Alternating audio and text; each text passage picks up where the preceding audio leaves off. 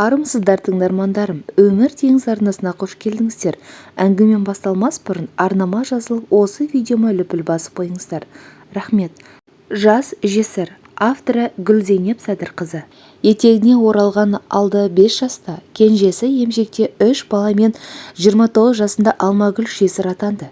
Өң мен түстей Миша араласқан сол күндерді қанша еске алғысы келмесе де, алақандай ауылдың отқа май құя түсетін сөзінен бұрын небәрі 35 жасында көлік апатынан тіл тартпай кете барған Айбардың өліміне сенбейтіндей күй кешті. Бәрінен де қыршынан қиылған жасы жанына батса да, қойшы, әйтеуір артында қалып мына балаларына бас көз болып тірі жүрмін ғой деп тәубесіне келіп қоятын. Алғашқы жылдары анасы қасында болғандықтан ба, жалғызіліктің ауыртпалығын сезіне қойған жоқ. Айдын күннің аманда таңертең ғана жолың болсын, аман-есен барып қайт деп ауданға аттандырып салған Айбарынан найзағай ұрғандай қас қағымда айырылып қалады деп кім ойлаған. Жүрегі қаншылап көздің жасына ие бола алмады. Ал жаназасын шығарып, сүйекті жер қойнына тапсырған соң, тіпті өмірден түңіліп, ешкімді көргісі келмей, ешкіммен тілдеспей, сөйлесіп отырған да қойған. Меңіреу қалыпта тапжылмай отырған қызына тек шешесі ғана жалтақ-жалтақ қарайтынына тіпті селт етіп қоймады. Мына түрмен күйігі ішке түсіп, ауру болып қалса балаларына кім ие болады деген ой шешесі жазғанды түркілеп маза берер емес. Жесірлігі құрғырды өз басынан өткерген біледі ғой. Мұндайда аяушылықтан гөрі қаттырақ айтып есін жинататын, намысын жанитын есті сөз пайдалырақ екенін жақсы түсінеді. Осы ойдың жетегінде қызына жақындап отырды да жайлап сөз бастады. Соры бес батпан сорлы балам-ай, жесірліктің қамытын тым ерте кигенің-ай. Бірақ жесірлік атаулы тек сенің, болмаса менің ғана емес, әр әйелдің босағасынан сығалап тұрады. Бұл да өмірдің бір өткелі, үлкен сынағы. Еш әйел жесірліктен құтыла алмайды. Басыңа түсті, көнгеннен басқа амалың жоқ. Алла тағаланың маңдайыңа жазуы сол. Бірақ үлкен өкінішіміз бұл сынақтың саған тым асығыс төттеннен келуі. Тірі адам тіршілігін жасайды ғой, айтары жоқ өлім. Айбар баламның өзіне обал болды-ау, қайтеміз? Бізде не қайран бар дейсің? Жол үстінде кеткендер, иманын серік еткендер деген. Иманы саламат болсын, айналайын-ай деп бетін сипап қойды да, Алмашым, сен енді мені жақсылап тыңда. Мен ғой әкеңнен 50 жасқа келгенде оң мен солымды біліп, сендер есейгенде айырылып жесір қалдым. Ал жас жесірдің жолы одан да қиын, одан да ауыр, мөлдіреп тұрған кезің. Аяғыңа оралған 3 баламен не жаздың есебінде, не егде әйелдің есебінде емессің. Енді тура жолмен қанша жүрем десең де, қисайған көлеңкеңнен кемшілік тауып табалайтындар табылады. Ақылың жетсе, түнде жылап күндіз күлесің. Ауырсаң шыдайсың, қиналсаң төзесің. Құласаң қайта тұрып, көзіңнің жасын сүртіп тастап, өзіңді сабырға шақырғанда ғана түптің түбінде барлығын жеңіп шығасың. Осы сөзімді қашанда жадыңда сақтарсың балам, деді де құшағына алып сөзін әрі қарай жалғады. Қарағым, сенің Айбармен өткен бақытты күндерің келмеске кетті. Енді мына көзге көрінген шырақтарың үшін болған іске болаттай берік болмауға хақың жоқ. Менен туған қыз болсаң, беліңді бекем бу. Қатал тағдырдың сынына төтеп беруге дайындал. Кейде топырақты өлімнен де қайратқа шақырып, намысыңды жанитын кездері де болады. Жинал, есіңді жи, етек женіңді түр. Анасының бұл жұбатуына еш ишара білдірмеген Алмагүл мелшие түксеген қалпынан танбады. Сол мезетте сырттан қолда аяққа тұрмай, шырқырап жылаған кішкене бөпені көтеріп көрші қыз кірді. Баласының даусын естісе де, Алмагүл селт етпестен бір нүктеге қадалып алған. Кіші абысының тағдырдың ісі ғой, Алмагүл, баланың не жазығы бар, емізсеңші, дегеніне де еш әрекет білдірмеді. Диванда жағалай отырған жақындары болса да, бір ауыз сөз айтуға бата алмай, үнсіз бақылауда. Баланың шырылдап жылағанына қарамастан, тапжылмастан қатып қалған қызына не істерін білмеген анасы жаймен мәймөңкелеп айтқаннан нәтиже болмайтынын сезіп, даусын одан әрі қатқылдатып, жетер енді Алмаш! Жалғанда сенің ғана байың өліп, жалғыз сен ғана байдан айырылсаң да. Айтқанға көнбейтін болсаң, онда қазір асылып өлде Айбардың артынан кет. Ақыр саған бала керек жоқ екен, біздер адам емес екенбіз деп айқай салды. Алмагүл оған да селт етпеді де қадалған көзін тайдырмаған қалпына Анитін сынай байқатпады. Осы сөздерінен кейін де еш әрекет байқамаған, ашуға булыққан анасы шырқыраған бөпені алды да қызының алдына екпінмен тастай салып омырауын жұлқия аша бастады. Сонда ғана қызы басын көтерді. Қолындағы баласына үрпие қарап, мылқау адамша еш жауап қатпастан ықыласыз қолмен омырауын ашты да бөпесін емізуге ыңғайланды. Шырқыраған бала аузына емшек тиісімен жеттім бе дегендей ашқарақтанып емуге кірісті. Үйдегілердің бәрі Алмагүлдің іс-әрекетін бақылап тым-тырыс отыр. Сол үнсіздікті кішкене бөпе қайтадан бұзып мазасыздана бастады. 3 күнгі қайғының ішке түскені шығар. Бала қара терге малынып, қанша борпылдатып емгенімен сүт шықпады шамасы. Амал іздеп қайта шырқырады. Бұны байқаған анасы еміреніп емістеншей, жүрегің қара тасқа айналып кеткен бе? Саған не болды сонша деп езіле айтқанда қатқыл даусында діріл бар селкілдеп кетті. Шешесінің бұл айғайына да пысқырып қарамаған Алмаш қолындағы баланы алды да жанында отырған әйелге сүлесі ұқсата салды. Қимылы шалт, бедірейіп алған, құлағы тас керең, мына әлемнен байланысы үзілген. Отырғандар да көз алдында өтіп жатқан жағдайды байқастап, әрқайсы өз ойымен әлек. Қайтсын-ай, бір ауылда көрші тұрып, кішкентайынан тай құлындай тебісіп, бір-біріне бауыр басып, ержете келе сүйіспеншілікпен үйленген бақытты ерлі-зайыптының отбасылық ғұмыры осылай қайғы-қасіретпен аяқталғаны бәрінің де жанына батып ақ отыр.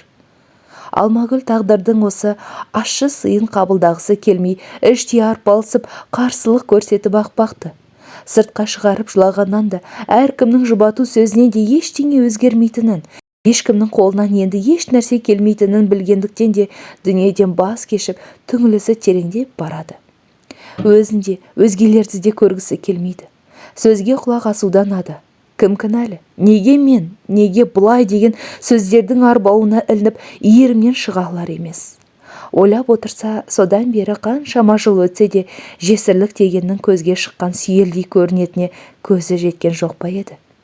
Бәрі айтқанға ғана оңай. Қаншама түн ұйқысыз, қаншама күн күлкісіз өткені тек өзіне ғана аян.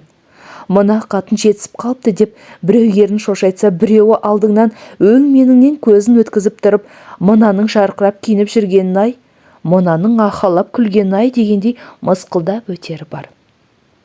Ары тартсаң ары, бері тартсаң бері жетпейтін баяғы қу дүние қолында, жолында да байлағанда өмірген алып, кей күні балаларына ренжіп, оларды да жек көріп, кейде екі қолын төбесіне қойып, дүниенің түбі болса кетіп қалсам ба дейді. Кейде баяғыда қазақ сорлы неге жесірін 1 жылға дейін қара жамылдырып отырып, артынша қайнысына болмаса қайнағасына қосып жіберген десем, осындай артында шуын шұбыртып қоятын жаманаты бар екен-ау. Сол дұрыс та шығар деп ойлап қоятын. Бірақ бүгінде 1 жыл қара жамылып, қайнысына қосылатын қатын қайда? Байлары өлсе көп ұзамай-ақ киініп, ішініп, жасанып, боянып, қыздай болып шыға келеді. Олардың 1 жыл қара жамылып отырып, басқа біреуге қосылмақ түгілі тірі байларын жібере салып, тірі жесір болып жүргендері қаншама. Қайтеді, бұл да заманның сұрқылтай өзгерісі шығар дейтін. Қазір барлық ауыртпалық артта қалып, заманның да жақсылығы ел қатарлы балаларын жеткізіп, қызын ұзатып, Айбарының атынан ерген ұлын үйлендіріп, аузын толтырып немере сүйіп отыр. Жаман атын шығармады. Сызып қойған сызығынан аттамағанның арқасында өзі де жақсы атқа ие. Ауылдастары да, Айбарының ағайын туыстары да сыйлап, алдынан қия өтпейді. Өмір ғой, бәрібір жесірліктің бір шикілігі қылаң беріп қоятыны бар. Бірде Айбардың құрдасы сыныптастарын түгелдей Алматыға қонаққа шақырды. Өзі сияқты жастай жесір қалған Қалдыгүл екеуі барсақ па, бармасақ па деп көп ойланған. Жеме-жемге келгенде баратын болып шешті.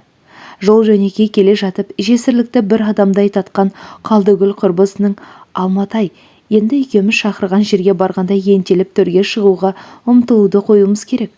Қанша рет байқадым, жоғары жаққа көбіне ерлі-зайыптыларды отырғызып жатады.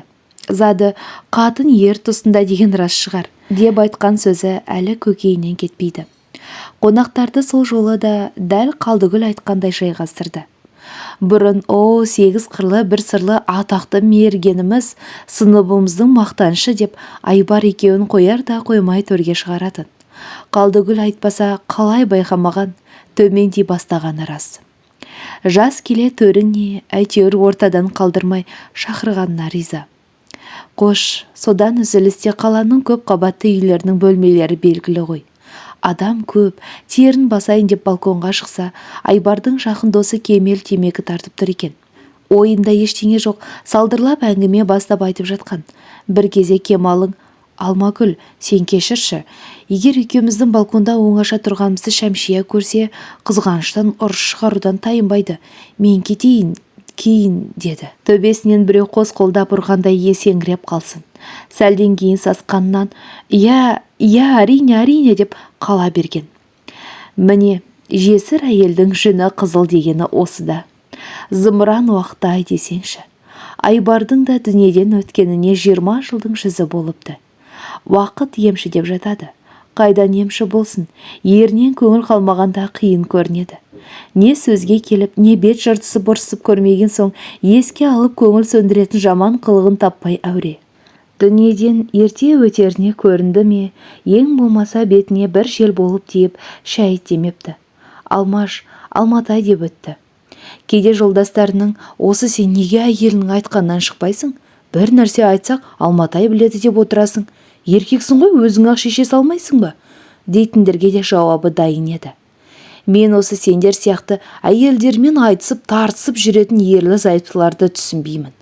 Әйелің сенің айтар жөн сөзіңді айтып, әйелдік келіндік міндетін қамшы салдырмай атқарып, ағайынға да досқа да сенің абыройыңа абырой қосатындай іс атқарса, аузымыз не қолымыз қышып несі бар? Кейде менің Алматайым анамның рөліне кіріп баласындай өбектейтіні бар. Мұндай әйелге не айтасың деп қоюшы еді. Содан да шығар, Алмагүл кешқұрым ұйықтар алдында күндіз біреу түнде екеу болып азапқа түседі. Алматайының да Айбарға адалдығы шығар. Құдай қосқан қосағының қара шаңырағы, қара орманның түтінін өшірмей, артында қалған ұрпағының жаман атын шығармай, бүгінде қоңыр тіршілігімен біреуден кейін, біреуден ілгері өмір сүріп жатыр. Кейін ғой Айбарының жанжарасы жазыла бастағандай, өз-өзіне келіп ес алып етек жеңін жинағандай болғанда, жанына аяздай батқаны, қолаң шашы тобыққа жететін, өзі реңді көркіне ақылы саяпкесінің көп уақыт өтпей артынан ерген інісінің көкпар тартып келе жатып, электр бағанасына соғылып, айдың күннің аманында мерт болғаны. Бертін келе үлкен ағасының әйелі келіндігімен бүкіл ауылға жаққан мұғалім жеңгесінің қазасы біразға дейін есеңгіретіп тастаған. Енді олар аздай сол үлкен бауырының ортаншы ұлын Алматыдағы қаңды-қаңтар оқиғасында қаңғырған оқ па, әлде әдейі атылған оқ па, қыршынан қиып түсті.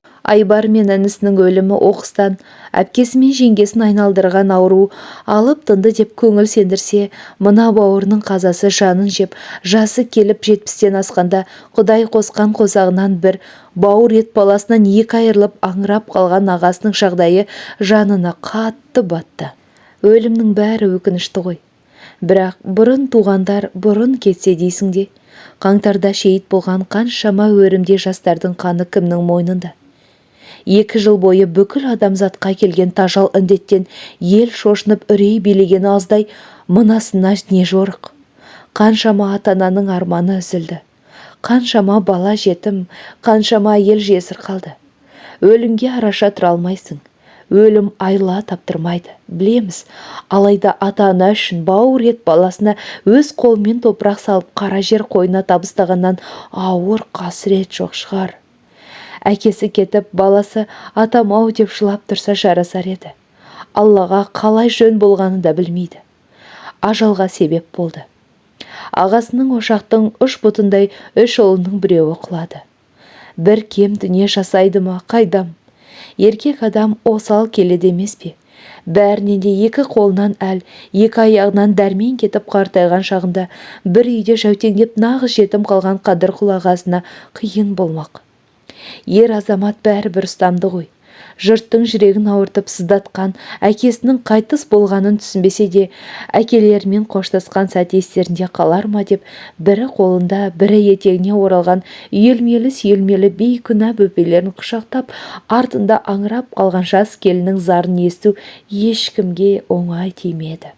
Әсіресе Батыржанмен қоштасып, сүйекті алып кетердегі ақы иелерінің жан айғайы ғана емес, жиналған жамағаттың күңіреніп жылағанынан жер теңселгендей болды-ау. Ең ауыр соққысы Құдай қосқан қосағынан айырылғанмен қоймай, мәйітін таба алмай, мәйітханаларда неше күн сарсаңға түсіп, аласұрып іздегені өтіп кеткен. 3 күн дегенде сыныптастарының біреуі орталықтағы мәйітханадан Батыржанды таниды. Айзада, келіп көрші, Батыржан ғой деймін, ұқсайды деген соң жан ұшырып барса, рас, Батыржаны. Денесі тілім-тілім, тиген оқтарын алып тастап көктеп тіге берген. Сол кезде қолдарында құжаты болмағандықтан сүйегін келесі күні әкетуге уәделеседі. Ертесіне көлік тауып барса, қойып кеткен жерінде Батыржаны жоқ. Күйеуінің қазасы аздай, енді денесінен айырылғанда Айзада қан жұтты ақ. Ой деген жүйрік не ойламады.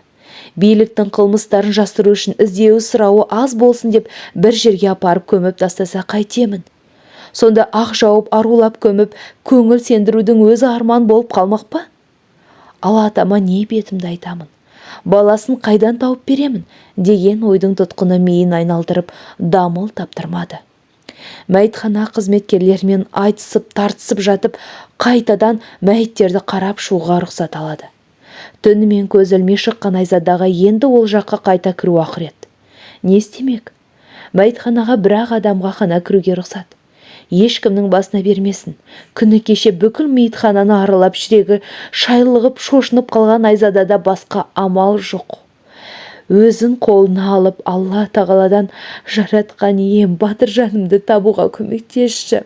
Мына сойқанды аралап шығуға күш бере көрші деп жалынып жалбарынсын. Қайтадан мәйітхананың қара суық бөлмелерінде қатып, серейіп, қуыршақ секілді үйіліп жатқан жас мәйіттердің бет-жүзін көру үшін әрқайсының шашынан тартып іздейтінін ойлағанда жаны түршігіп, селкілдей бастады.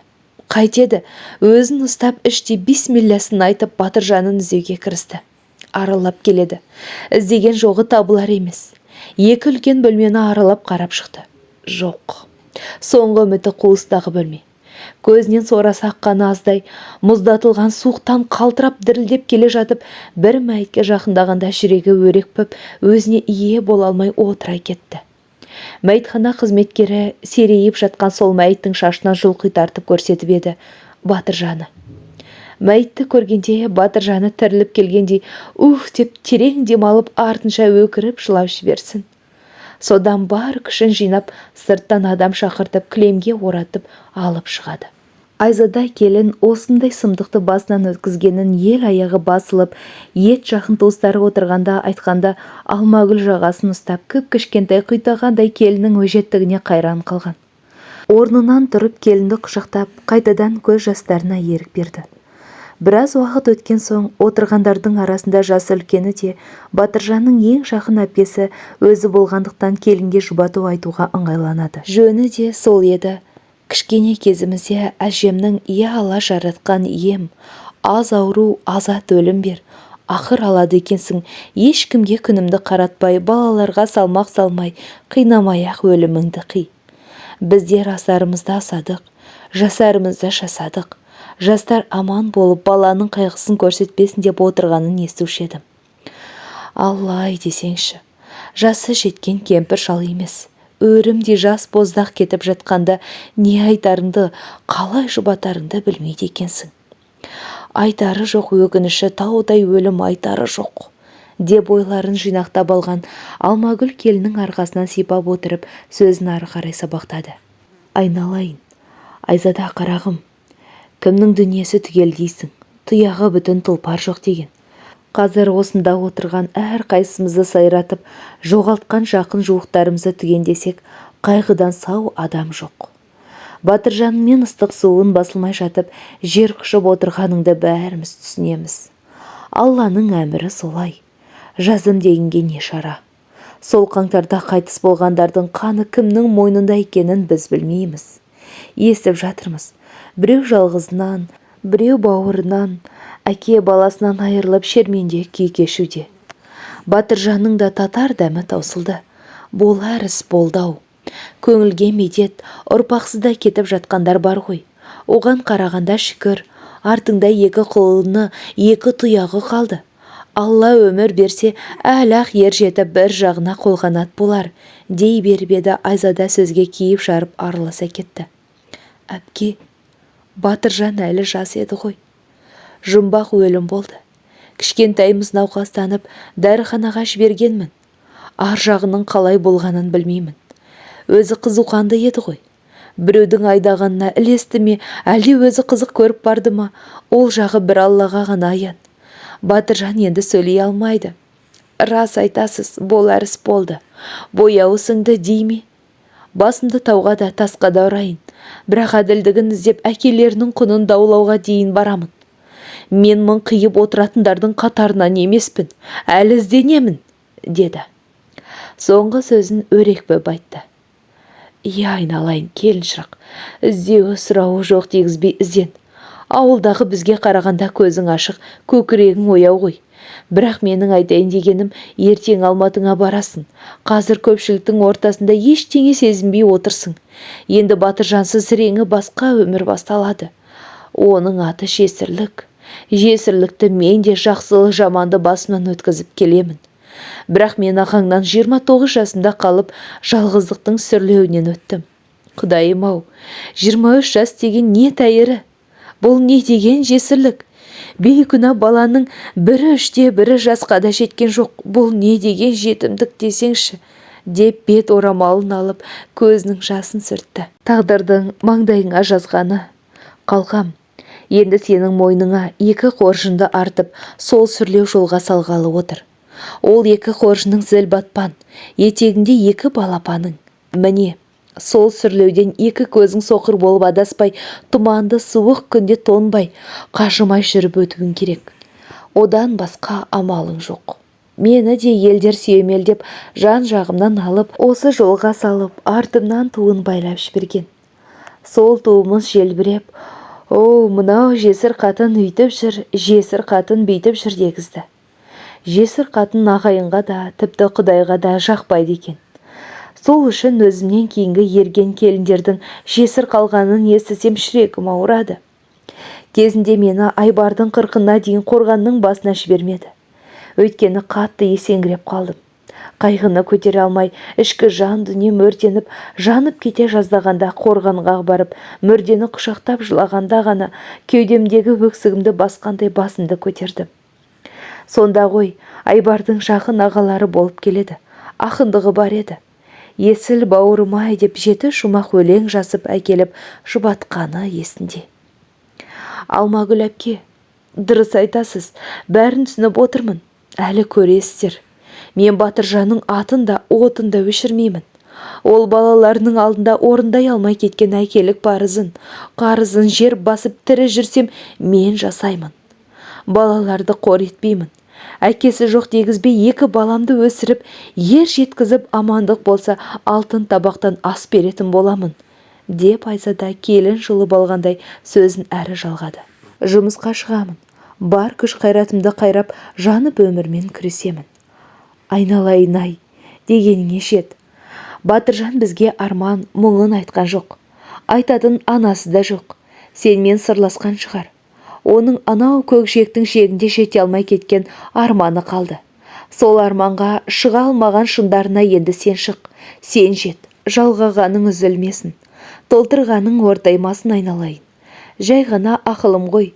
Балалар өз қолдары ауыздарына жеткенше ауылда болсаңдар қайтеді? Дегені сол екен, қазіргі келіндер мықты ма? Шығамын әпке, шығамын, көресіздер. Бірақ ауыл дегенді атамаңыз. Қаладан алыс, оның үстіне мұнда жағдай жоқ қой. Күнімізді көре алмай тентіреп кетпейміз бе? Жоқ, мен балаларымды қалада оқытамын. Кейін шетелге жіберемін. Батыржанның 40 өткеннен кейін Астанаға кетсем бе деген ойым бар, деп қойып қалды. Алмагүл болса келінің төбеден түскендей мынандай кесек те кесімді сөзінен кейін тартынып қалды. Болмаса тілінің тікені сояудай талай нәрсені айтуға болар еді. қара жамылып отырған келіне артық сөз айтып қоймасам екен деп өзін саф деп сабырға шақырып тілін тістеп отырды да: «Иә қарағым, өзің білесің ғой, қиналып қалмайсың ба деп жатқаным ғой. Болмаса атаңды даңғарада үйде жалғыз, доскен малда, балалар аяқтанып алғанша дегенім ғой. Арманың әшет, алдыңнан жарылқасын» деген сөздерді дауысын баяулатып, түсі бұзылыңқырап, көңілсіз жеткізді. «Иә, мына келін шырақ қалай сөйлейді? Жақсы білмейді екен. Өзін қалай тез жинап ала қойған? Соншалықты сенімді етіп отырған қандай күш?» Бірден көз алдына Айбары қайтыс болып, дәл осындай жағдайда қалғандағы жап-жас Алмагүл жүгіріп өтті. Алмагүл де ол кезде жас еді. Бұлай жұлқынып сөйлемек түгілі дүниенің бар қызығы Айбарымен бірге кетіп, қара түнекте қалғандай тілі байланып, бас кешіп кете жаздады емес пе? Өзін ойласа, қазір де жетісіп жүрген ештемесі жоқ. Жалғыздықтың аты жалғыздық. Қырық-шырық жаны бар. Оның өзіне бір риза болатыны денесіне еркек шыбын қонса қонған шығар. Бірақ бір еркекке терезесін қақтырмай, білегінен ешкімге ұстатпай балаларына адал ас берді. Қазір ұл қыздарының да, басқаларының да беттеріне тура қарай алады. Аз ғұмыр кешсе де Айбармен бірге болған қызықты да, бақытты шақтарын әлі күнге дейін аялап келеді. Өмірінің мәні де, сәні де бауырындағы балалар. Бірінен бірі өткен тәтті немерелері. Солардың амандығы бүкіл өміріне медет, нығмет. Алмагүлді қазір ойландыратыны: жарайды, жасырақ кезінде берген қиындығы бейнеті ұмытылып білінбей кетті ғой. Ал ендігі өмірінің соңы қалай аяқталады? Балалар еңбегін ақтап қабағына қарай ма? Беретін сорпа суын ықыласпен бере ме? Міне, сол ой көбірек толғандырады. Дәл қазір 20 жыл жинақталып қалған шемен шердің шетін шығарып еске салған мына жас келінге кінә артпаған мен ауылды кемсітіп, місе тұтпай тұрғаны қытығына тиіп кетті. Өзі де аспаннан түспей сол ауылдан шықты ғой. Сонда Құдайдың басына салған ауыртпалығын ауылдың жесір әйелдері көтере алмайды дегені ме? 37 жылдары қазақтың арыстарын баудай қырғанда артында іздеушісі, сұраушысы болған шешелеріміз емес пе еді? Артынша соғыс басталып, қаншама қазақ отан үшін соғысқа аттанғанда елге де жерге де ие болып қана қалмай, өздерін аямай жұмысқа салып, майданға көмегін жасаған да сол әйелдер ғой. Тіпті күйеуі бар болсын, жоқ болсын, қазақ әйелінің жүгі еш уақытта оңайға түспеген. Марқұм анасы айтып отыратын, сол жылдары айналаң жесір тұл қатын. Бір совхозда ересек еркек атаулы қалмай, жесір ауыл атанған жағдайымыз бар деп. Сондағы жасы бар, жасамысы бар кеулерін майданға жіберіп, олардың не өлі, не тірі екенінен хабар ала алмай, сарыла күте жүріп бәріне көнді. Бәріне шыдады емес пе? Арды ойлаған сол аналарымыз ғой. Шермен көкірекпен жалғыз ілікті жүріп-ақ, айғайламай-ақ үн-түнсіз отағасыларының жаққан отын сөндірмей, ұрпақтарын өсіріп аман алып қалғаны. Соғыстан аман есен келгені келді. Келмегендерін байғұс әйелдер көздері жұмылғанша күтіп, үміттерін үзбей, ақыры сол армандарымен жер жастанды. Ол жылдары қазақтың дені қалада емес, ауылдық жерлерде тұрды. Міне, сол қазақтың көнбіс қарапайым момын әйелдері аналары ел басына күн туған шақта қиындыққа төзгендіктен ғана бүгінде жалғасып жатқан ұрпақты сақтап қалды. Қазақ деген халықты сақтап қалды. Ойды ой түртеді демекші, Алмагүл сол күні осы әңгіменің жетегінде жүріп екі удай күй кешті. Болмаса соңғы кездері өткенді өкіну үшін емес, сабақ алып шүкіршілік ету үшін еске алу керектігін түсінгеннен кейін бе, бойы сәл де болса жеңілдеп қалғандай әсерде жүрген. Ойлап қараса, Айзада келінің бұл шешімі, әрекеті де дұрыс шығар. Қазір заман басқа, уақыт өзгерді. Қажет жерінде қаталдық танытып, жігеріңді жанымасаң қатыгез қоғам таптап өте шығатын заман емес пе? Байқұс бала жетісіп отыр дейсің бе? Қу жанын шүберекке түйгендей, өлілердің үстінен жүріп қаншама мәйітті аралап, Құдай қосқан қосағының денесін тапқанша, жүрегі мұз боп қатып қалды ма екен? Бұл болса қасірет пен қайғы, мұң мен шер, қатыгез бен қаталдықтың бәріне қарсы дәру, әйелдің жүрегіндегі жылу деп ойлапты. Әйел бойындағы мейірім шуағының жеңбейтін қиындығы мен зұлымдығы жоқ. Ол қара тасты да ертеді депті.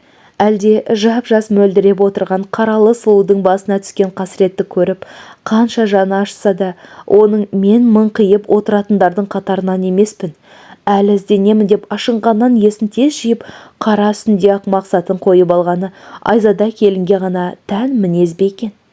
Әлде даланың жесір әйелі мен қаланың жесір әйелінің айырмасы болғаны ма? Алмагүл түні бойы осы ойдың жетегінде шырмалып жатып, бір шешімге келе алмай, көзі ілініп кетті. Құрметті тыңдарман, қазақша арнамның дамуына қолдау көрсетіп, лүпіл мен қоңыраушаны басып тіркеліп кетулеріңізді сұраймын. Келесі шығарылым тек қана сіздер үшін.